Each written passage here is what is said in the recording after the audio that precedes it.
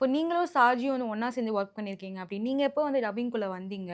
அவருக்கும் உங்களுக்கும் உள்ள இந்த ஸ்டார்ட்டிங்ல கண்டிப்பா பிரச்சனை நடந்திருக்கும் இல்லையா? அது எப்போ ஸ்டார்ட் ஆச்சுன்றத சொல்ல முடியுமா? இல்ல 2016லேருந்து டப்பிங் யூனியன்ல மெம்பரா இருக்கேன். 2017ல வந்து எனக்கு ஷாஜிய தெரியும். அவரோட ஸ்டுடியோவுக்கு வந்து நான் வொர்க்குக்காக போரும்போது, அவர் வந்து வெர்பலா என்கிட்ட கேட்டாரு. "அட்ஜஸ்ட் பண்ணிக்கோங்க. நான் வந்து உங்களுக்கு டப்பிங் ஆப்பர்ச்சுனிட்டீஸ் நெறைய குடுக்குறேன்" அப்படின்னு சொன்னாரு.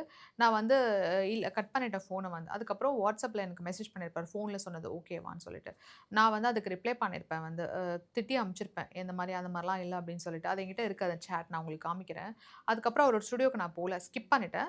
அதுக்கப்புறமா அவர் ஸ்டுடியோலேருந்து எனக்கு கால் வந்துச்சு. ஒரு ஒரு 1, 2 1 மந்த்தா 2 மந்த் அப்புறமா எனக்கு கால் வந்துச்சு. இந்த மாரி வாங்கன்னு சொல்லிட்டு. நான் உங்க ஷாஜிய கால் பண்ண சொல்லுங்க அப்படின்னு சொல்லி சொன்னேன். அப்புறம் அவர் எனக்கு லைனுக்கு வந்தாரு. வந்த உடனே நான் சொன்னேன், "இங்க பாருங்க நீங்க அந்த மாரிலாம் பேசிட்டு இருக்கீங்க. எனக்கு அதெல்லாம் புடிக்கல. நீங்க வேற ஆர்டிஸ்ட்ட வச்சு டப்பிங் பேசிக்கோங்க" அப்படின்னு சொன்னதுக்கு, அவர் வந்து இல்லம்மா நான் மத்த பொண்ணு மாரி நெனச்சுட்டேன். சாரின்னு சொல்லிட்டு என்கிட்ட அப்பாலஜைஸ் பண்ணாரு கேட்டாரு. அதுக்கப்புறம் நெறைய வொர்க் இருக்கு பேசணும். ஏன்னா நான் 3 லாங்குவேஜ் பேசிட்டு இருந்தேன். தெலுங்கு, தமிழ், இங்கிலீஷ் சொல்லிட்டு. ஸோ நெறைய பேசணும். டப்பிங் வொர்க் நெறைய இருக்கு அப்படின்னாரு. சரி ஓகே ஃபைன்.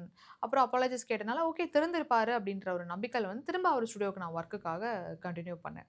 அதுக்கப்புறம் வந்து நான் 2 வருஷம் எதுவுமே அந்த மாரிலாம் பண்ணல. 2020ல தான் வந்து அவர் என் மேல கை வச்சு பிசிக்கலா வந்து பண்ணதுக்கப்புறமா நான் கம்ப்ளைண்ட் ரைஸ் பண்ணேன் யூனியனுக்கு. எந்த ஆக்ஷனும் எடுக்கல. ஸோ நானு கோர்ட்டுக்கு போயிட்டேன்.